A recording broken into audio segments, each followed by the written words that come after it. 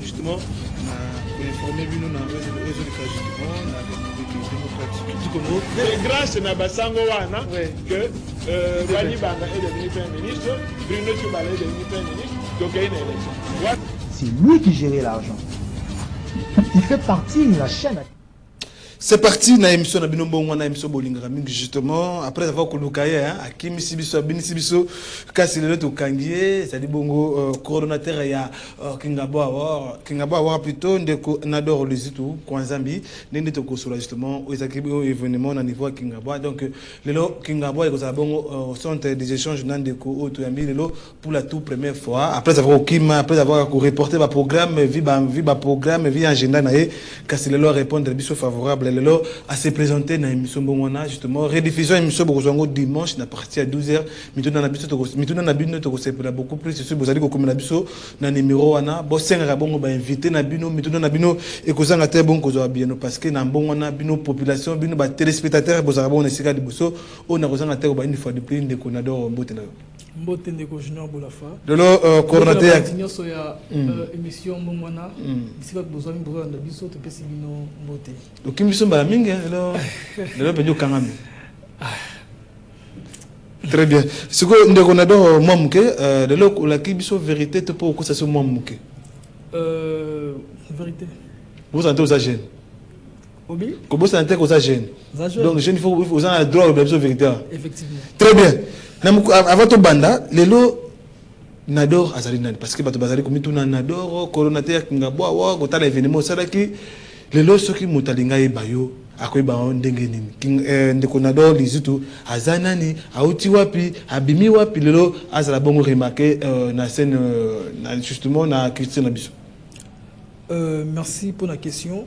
Mais avant de continuer la ligne qui au nom de toute l'équipe de Kingabo Award adresser nos sincères condoléances à communauté nationale de Kingabo, tout particulièrement dans la famille Mbengama, parce que tout ce qu'on perd dans le grand notable de Nabiso. Normalement. Na combo ya honorable Francine Mbengama.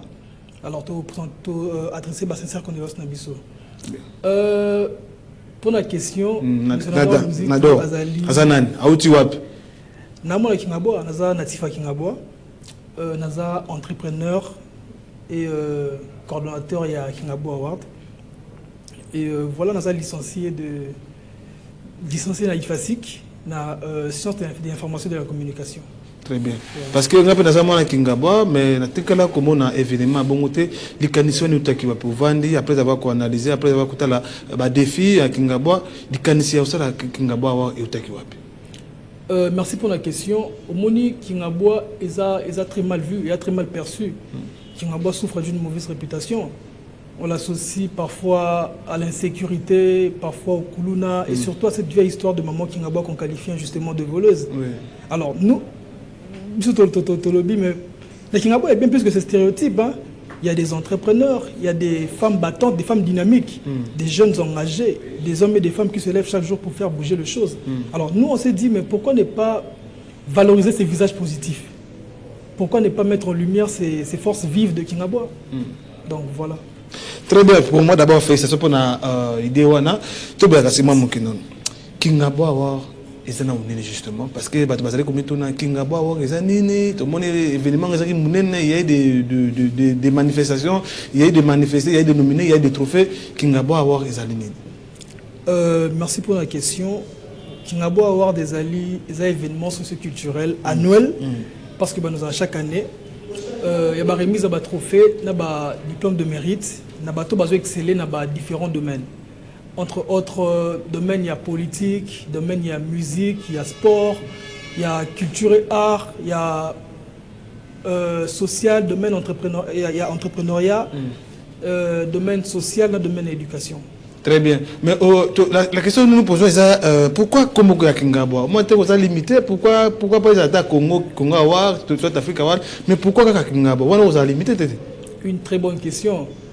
Au moment biso Congo Kingabo Award, en fait, c'est une façon de vendre et de quartier na biso.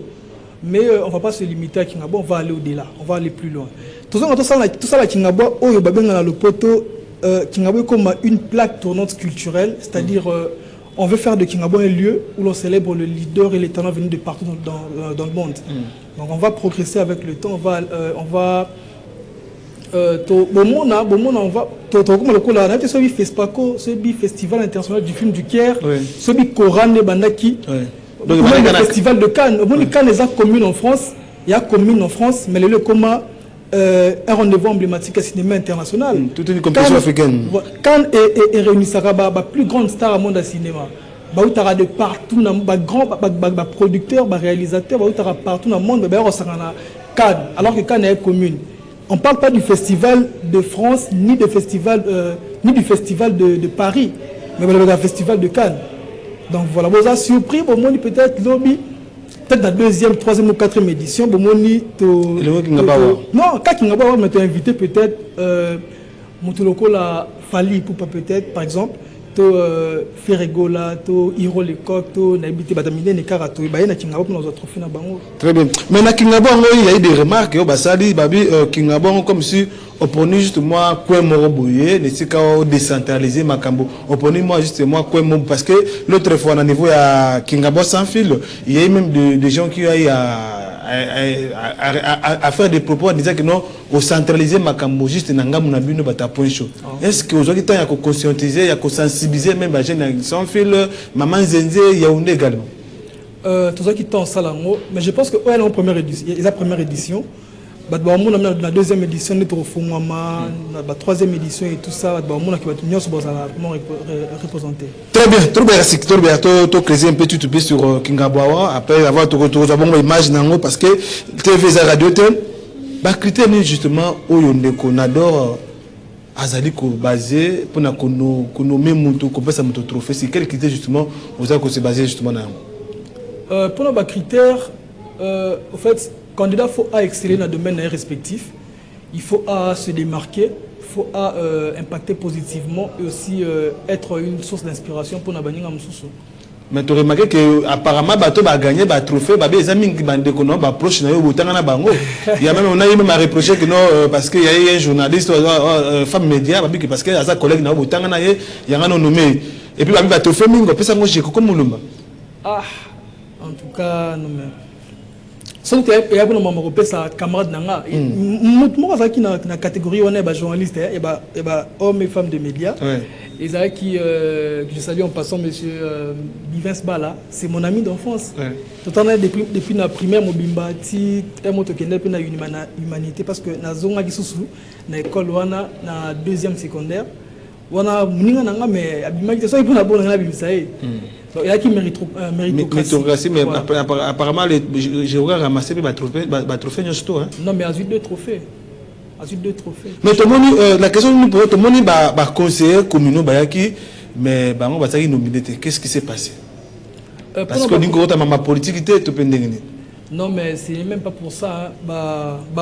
Tout ça qui m'a retard, il y a eu la dernière minute. Moi, je pense que dans la deuxième édition, on a représenté et puis Mamboué bien. Très bien. Vous avez devant télévision, vous avez caméra. Vous avez bateau, vous avez corrompu, vous avez un groupe, vous avez un trophée, vous avez assuré une vérité, sans que ça bango. Vous avez un message justement pour un bateau, vous avez corrompu, vous avez un message na Tora Mambouana, corruption et tout ça, que tu as corrompu et tout. En fait, et on a encore le besoin que les critiques, tous accueillir avec respect, puisqu'ils ont participé à l'amélioration de Bisso. Mais la décision c'est qu'on copier dans la santé. Même quand l'élection présidentielle, il y a les États-Unis, elle a souvent contesté. Mais ils ont réclamé, ils ont réclamé. Il y a toujours des contradictions, mais ils ont réclamé. Ils se prennent l'état que le échappé dans le côté. En fait, on a reçu beaucoup d'appels, beaucoup de messages. Il y a Libanda, il y a Libanda et Mboka. Féliciter Bisso, saluer. Mais tout un message à Bisso, on va le dire que c'est peut-être que tout a gagné et tout ça. Bon, tous comprendre ça en jeu, ils ont la bongo. Bisso toujours rassuré que Chouan Bisso a toujours juste être transparent. Au moins, tout a gagné. Genre, bateau va gagner pour na bango tout ça excellent, tout travailler bien et tout ça, mais toi gagné pour naïe, tout ça corrompu et tout. Mais bon, ils ont et là, on a surtout nominé, ils ont que nominé Nyonso joue en technique pour célébrer Bango. Donc, Bango n'est pas qui va gagner, Bango n'est pas qui va gagner et tout. Mais c'est moi que le principe à Bawar, de Singara, tout le monde a gagné. Il y a au moins que dans chaque catégorie, tout le monde a gagné. Donc, vous n'étiez pas corrompu? Toi, il est corrompu. Très bien. Tout bien, c'est moi que cet événement gigantesque va difficulter beaucoup de gens parce que cet événement, j'espère que bon, on a dit tout à l'heure là, il y a eu représentativité, il y a des notables, il y a des hommes politiques et consorts, va difficulter justement beaucoup de gens avant beaucoup de événements, avant beaucoup de jours il y a événement au Yakingaba. Franchement, comme tout premier projet, ça qui facilité. Déjà, des filles à mon qui financement, convaincre le partenaire alors que notre on n'avait encore rien montré. C'était pas évident. Ensuite, il y a eu la logistique et surtout la mobilisation de la communauté. Il a fallu beaucoup de communication pour que les gens comprennent que ces projets pour eux, d'ailleurs, qui vraiment facilité. Mais grâce à la passion, grâce à la persévérance, Namo soutient à 4, 5, 6 personnes qui soutenir Bisso. On a pu surmonter tout ça. Très bien. Donc, si je comprends bien, il y a un problème à Mbongo. Si vous avez un Mbongo, vous avez poche na yo, salaka, yango, vous avez un Mbongo na yo, vous avez au musée pour organiser l'événement. Bon, sans oublier qu'il y a un notable Bazali, un député Bazali, il y a Jérôme qui est député pour le sénateur, il y a Francine Bengam également qui est ancien député, il y a aussi Gouda Motemona. Est-ce que vous avez financé l'événement à Moté? Bon, en fait, j'ai toute une équipe, une équipe travaille dans Bango et tout ça. Non, pas seulement Moté. Problème de? Na Pessimbote, na Monsieur Maxime Zangama, toujours et toujours. Monsieur Augustin Makuma, le CG, Monsieur Leroy Mbongombo Bazakiwana, Monsieur Francis Rumba, Monsieur Patrick Ouedi, Mohamed Dioto, Madame Odavia Grace Chama, Tozakina Bango, Étienne Moulumba aussi. Et voilà, Tozakina Bango, tout travail qui vraiment. Donc, je soutiens Moroté, il y a des députés, il y a des notables qui ont soutenu Moroté. Bon, mais tout ça qui est vraiment effort pour que tu écoutes un bango. Mais après, dans la dernière minute, en tout cas, tout ça qui moi appuie, bon, tout ça vraiment, tout ça moi appuie, il y a pas tout il y a des arabes parce que moi au Sambela. Non, j'ai compris. En Sambela. Ouais, tout le monde qui grâce à Nzambe vraiment joue en mot parce que évidemment normalement avec le 18 septembre. Avec le 18, mais tout ça qui manque retard et le mois et c'est que tout mes reportant comme le 2 octobre. Alors, jour dans ça qui il y a communiqué à l'aéroport, Moutouma a bien dans les États-Unis la PCM moté. Bon ça femme mariée n'a pas été. C'est une femme mariée avant tout. Ah ben mais vous reporter pourquoi? C'est non mais tout mon retard mon Bouana, je pense que voilà, ils ont problème. Donc, c'est un peu le Libanais, apparemment. Je salue, il y a mon ami personnel que je salue, monsieur Roméo Mbouyi, le président de la fondation Roméo Mbouyi. Yépé Azakina, en tout cas. Très bien, qui n'a pas avoir essayé, vous encaissez combien? La question n'a pas pu gagner combien, pas avoir organisé l'événement, gagner combien, vous avez gagné combien? Mais il faut le mot, Bisso, tout ça qui est événement OT pour nous gagner bon. Non, mais il y a eu des entrées. Mais dans un épisode, c'est ça qui est événement OT pour nous. La première édition. La première édition, Bateau Belé, bon, les mobilités. Oui, que Bateau animé bisoté. Nabi que yakut na battement to benga te pour na osenga parce que on a pas osenga batute mais to benga battement pour que tu puisses avoir une invitation na autant à communauté et tout. Mais tu vas benga biso ba aventurier. Rasa comme c'est ça organisé. On est le mot battement pendant on négligent tout ça. Alors, par exemple, l'objectif n'a pas été de réussir l'événement. Pour relever des défis. Oui, pour relever des défis. Moi, je pense que pour la réussite, ce n'est pas forcément l'argent. La réussite, pour moi, c'est la satisfaction personnelle d'un travail bien fait, au-delà de l'argent. Parce que, sans mon lobby, voilà, j'ai réussi à faire quelque chose. Cette personne est beaucoup plus heureuse que si on l'a payé. Oui, parce que les gens vont parler de son travail. Les gens vont retenir quelque chose de positif en elle. Mais malheureusement, comment Moutova ça a combien je vais gagner, combien. Donc, la culture, on a bénévolat. Très bien. En tout cas, TV Radio T, Tolanda, je crois, en régie, ceux qui beaucoup de rabiso, total, ceux qui Kingabwa, avoir les cas qui n'engagent commande qu'on adore, Abundaki, un jeune justement, a osé à organiser première édition et des qui n'engagent mon Kamalam. En tout cas, vous allez voir les images et puis tu peux espérer que deuxième édition des Kamalam, Ming n'a soutien à Kondia, parce que jeunesse, il y a le lot et la mouki, jeunesse, manque extra système, en tout cas, tu peux beaucoup plus ceux qui gouvernement, ils allaient commiser pour la jeunesse. Pour la c'est la politique, parce que le lot, tu dis que la politique, c'est un bon, mais quoi, initiative, en tout cas, vous avez bon, maintenant, na quartier à Kingabo, ils allaient bon répéter na colonne, na moïbi, en tout cas, car c'est jeunesse échangée, jeunesse endémique, corridorer justement, image, on a ceux qui vous porter, moi, un coup de pouce, nabino, et cause à la main. Tout le monde a justement la régie, tout à ceux qui Kingabo avoir, ils allaient que nous justement, et puis tout le monde a tout juste après. Nous sommes très heureux d'abord, très contents de vous accueillir dans ces assises de Kingabo. Voilà.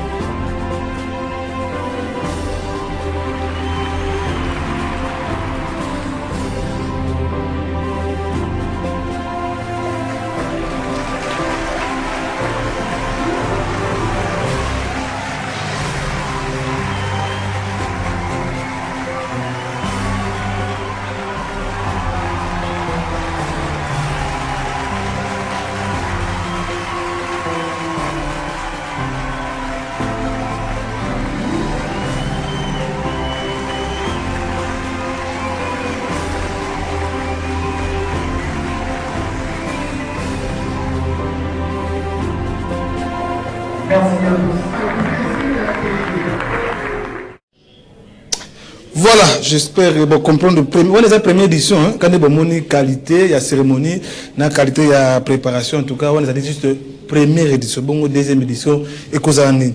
On adore, ce qui m'a beaucoup plus attiré, c'est comme on a trophée. Pourquoi trophée, tout le monde est en forme yandako? On a dit justement, si on a trophée, on a forme yandako. Merci pour la question. Batebele batuni biso mingi pour la trofango ndako ils ont mandako tout le monde ils ont dit baya tu m'as déjà ils ont ndako ningo bani justement que kinga basa ndako noto ndeni non mais on omoni trophée ils ont ndako en fait ils ont immeuble ils ont en fait ils ont immeuble ya kinga bois to benga ngo waya waya. Ils ont patrimoine culturel, ils ont la Tour Eiffel en France, à Paris. Ouais, donc les leçons qui sont à Paris, au Kanye photo na Tour Eiffel. Attends, l'habité qu'on a Paris, on est à Paris. Déjà le coup là, on a payé. Donc si on a Kingabo, quand il y a une photo, on a baby on a Kingabo. Donc ils ont formé un d'accord, comment ça Kingabo, ça place justement. Ils ont un terrain, terrain Étienne Tshisekedi. Juste dans Sima, il y a terrain. En fait, il y a toute une histoire derrière. Parce que nous avons comme M. Roger Versailles. Mais il y a plus comme il y a Mundelengulu.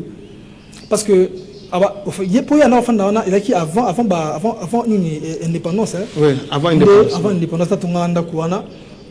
alors, Azara n'a pas la misala. La misala n'est pas noire.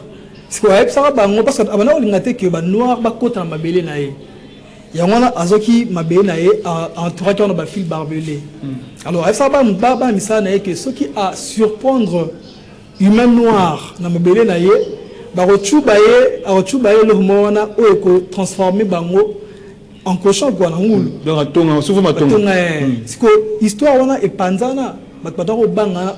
Et pendant même la Kinshasa. À l'époque là, vous avez un bombe, vous avez un. Ah non, mais on a Boutamida. On a Boutamida Kala. C'est la période avant l'indépendance. Est-ce que l'histoire n'est pas on va penser à la Kinshasa, l'histoire est Mundelengulu. Alors, l'histoire n'est pas Nzana. Donc, nous avons fait un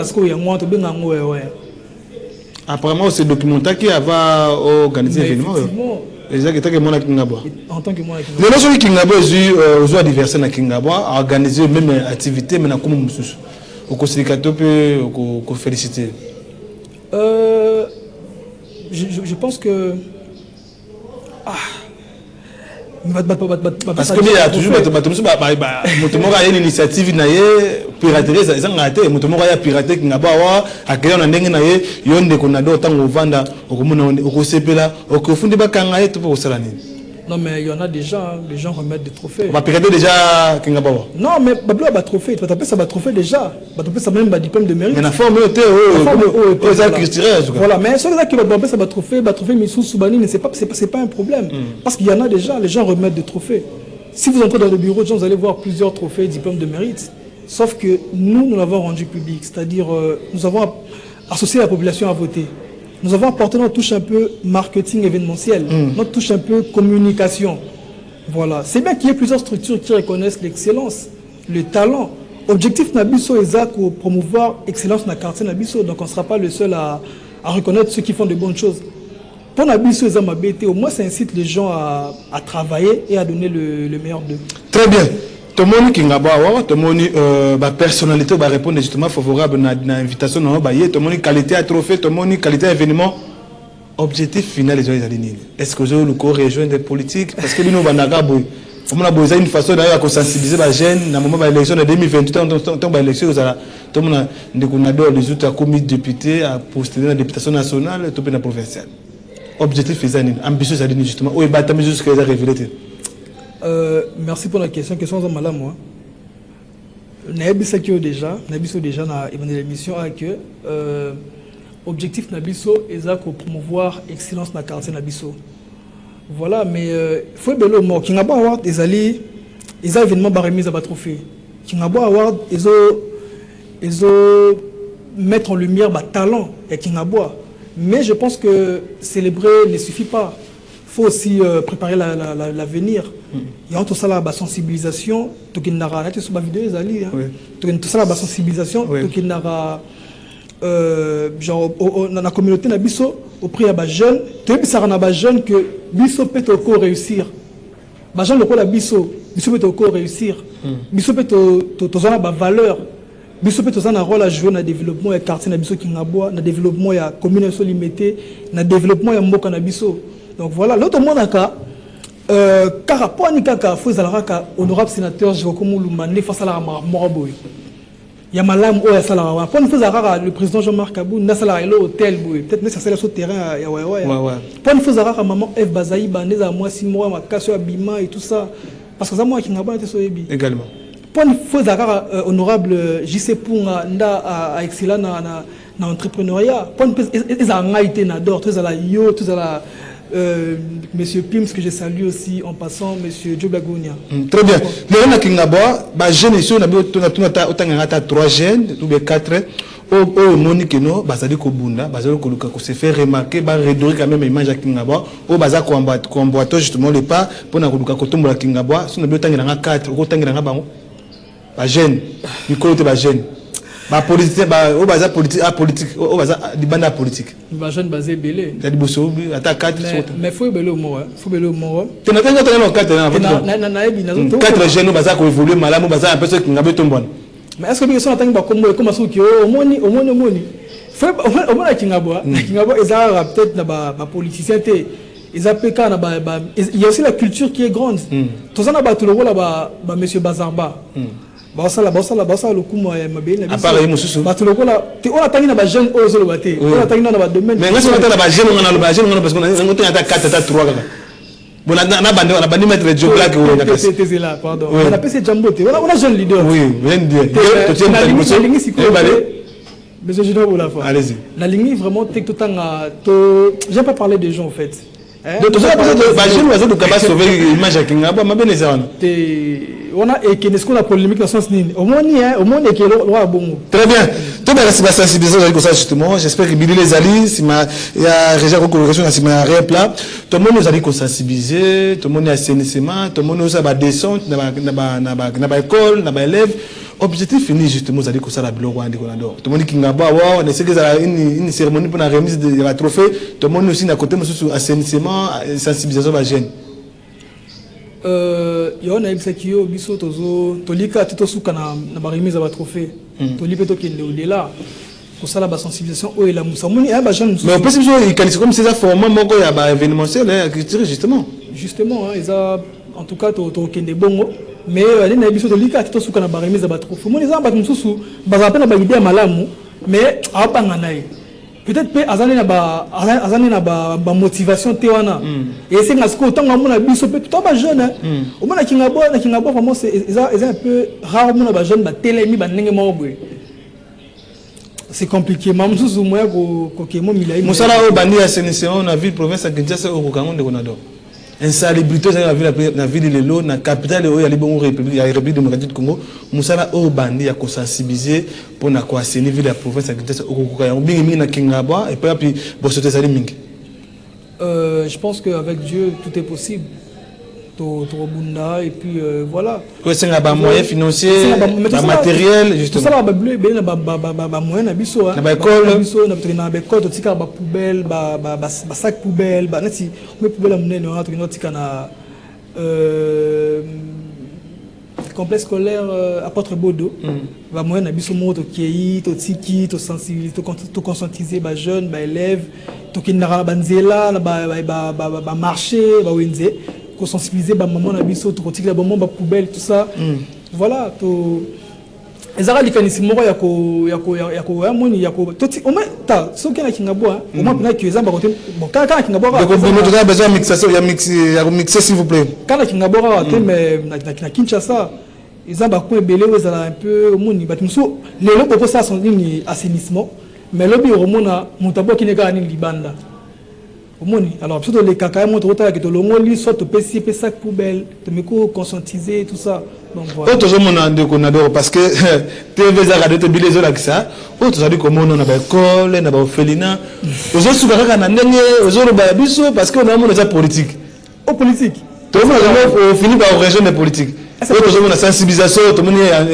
est bela batou si manayo sensibilisation na ba orphelinat na ba école aujourd'hui vous rachetez aujourd'hui consommer justement auprès de maman oyo il y a ba jeune oyo to somelo est-ce que to somba bon ni na nini to za mwana to za ba modèle pour na jeune le la biso na Kingabo to za ba modèle parce que so ba so amoni ki mais comment on a fani bo mes jeunes on adore pour to banit attends ni so ni mais quand même moi 4 personnes ba bi on adore on a tout ça et tout mais comment mon ninga na biso mes côtés moi ça la c'est que ngai pe na télé manasa le hôtel so zo même sous 3 4 5 6 10 au moins que moi qui libre aux ala pona très bien to komi ko kende presque na suka ndenge justement de konador vous allez jeune na niveau à Kingabwa avenir à Kingabwa ya ba jeune à Kingabwa d'ici 2050 ko za ndenge ni en tout cas parce que to bi que zali na délinquance zali kuna banditisme mais bien na 2050 2100 to bi 2070 jeunesse à Kingabwa aux ndenge ni. En tout cas, je vous rassure que 2050, nous, le Biwana, changement aux Amakasi. Parce que déjà, Kingabwa, Ezaki, maman, ça m'a déjà Kingabwa, Ezaki était avant. Avant, tu verras peut-être mort, 2 personnes de Bamikako Téléma, Bamikako Bunda et tout ça. Mais l'autre moment, la personne Bamo Téléma, Bamo ça m'a bien payé et tout ça. En tout cas, ça promet. Moi, je pense que si 2050, il y aura peut-être plus de 100 jeunes au Bako tellement pour redorer l'image de Kingabwa. Très bien, il y a une question qu'on m'avait posée. Dès qu'on adore ça, la relation malade n'a pas conseillé communaux, il y a combien de limites? Oui, dans la relation malade n'a pas. Net, monsieur, les conseillers Merlin Litombe, les conseillers Massiré Alanga. Mais bon, on a Kingabwa, tu vas trophée, tu vas trophée, on néglige bango. Non, tu négliger mon tout bon bah ça on va continuer bisous tu négliger bon deni na bisous tu moi retard il y a le moment boué mais je pense que la deuxième édition déjà parce que ça on a dit que surtout le but que toi qui négocie la bango le moment boué après événement peut-être ils ont bien été mais en tout cas je vous rassure que la deuxième édition bon mon abi numéro très bien première édition Siri Kingabo Awape Siri première édition tout misérani justement na ba mikolo za likoya vous êtes malade moi vous avez malade tout le monde était parce que deuxième édition ils ont Kingabo to ben bado maman madibanda Kingabo té biso na biso to na Kingabo ezala épicentre wana voilà donc bado no yaka na Kingabo ne bazoya déjà pe au ça que moi tout le monde a visite Kingabo voilà très bien to comme na suka ndeko na doro justement na lingi no 1 minute ou 2 minutes justement encore conclure justement on a tout na ki o lobité o senga ko lobité na 1 minute justement ko conclure avant tout na 2 minutes na suka en tout cas na pesi merci na ba tout balandi biso surtout ba jeune ya Kingabo to telema pour que tout changer l'image de Kingabo parce que Kingabo est mal perçu to tika la bongo to musuba kina ba basanga mabe Kingabo son ki Kingabo au moins on a bisio ba histoire ba maman Kingabo ba miibi ba on kanga moyi ba maman Kingabo maman afana tana Kingabo te mais bazo benga maman Kingabo très bien maman azanga lemba yibi ba afana na tana Kingabo ba benga maman Kingabo donc biso déjà que tu na première édition on a bisio te thème na biso thème ma première édition ezaki maman Kingabo moi si ya makasi pe le kumu ouais. Donc il y avait même un prix au TPC maman, il y avait un prix qui leur a été décerné, prix maman qui n'a pas moi si à Makasi pe Lokumu. Tout ça qui a une catégorie à maman maraîchère. Bah là qui peut représenter na maman présidente na bango, maman moi mbouye, maman na bosani comme allez-y oui. Donc voilà.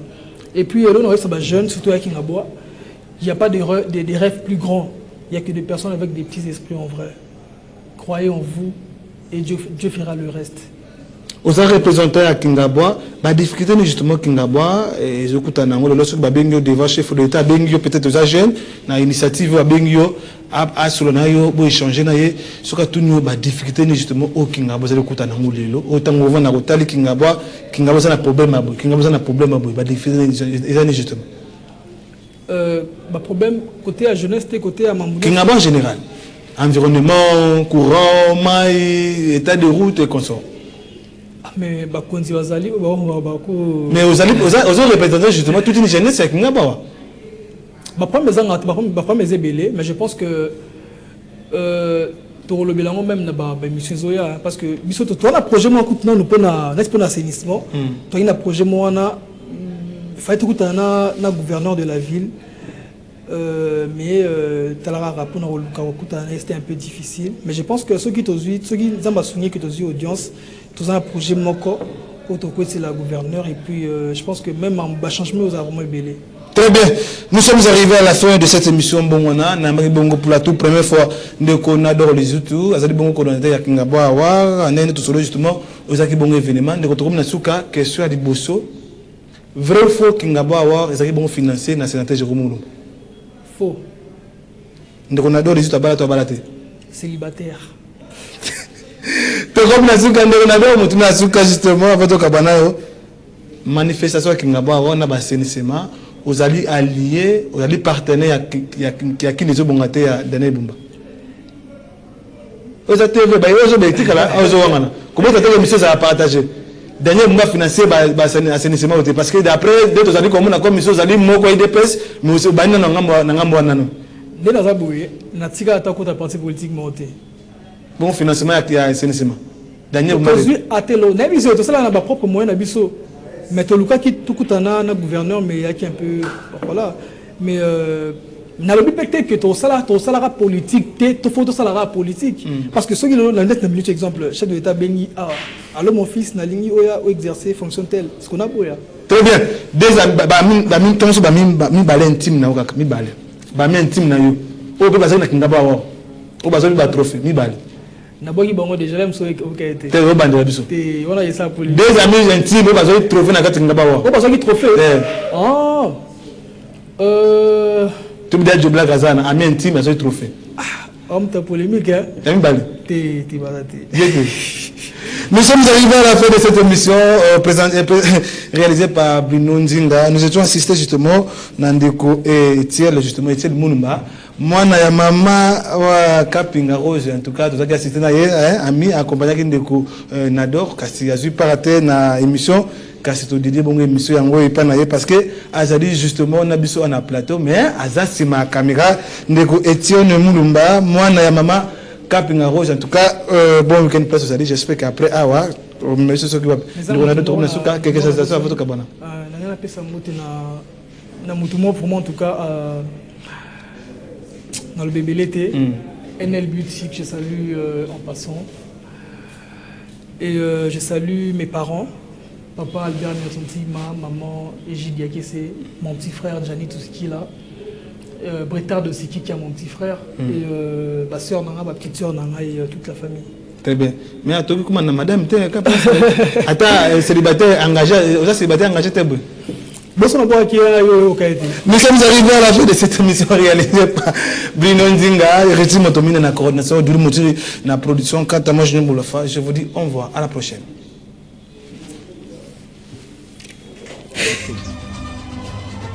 Il fait partie de la chaîne à défense. C'est lui le patron, il y a finance dans mon Très bien. Sans jamais quand même que Jean-Marc Kabou, c'est quelqu'un, tant Oyo, ezali kaka, ba document ya pamba te. Ezali kaka mikanda.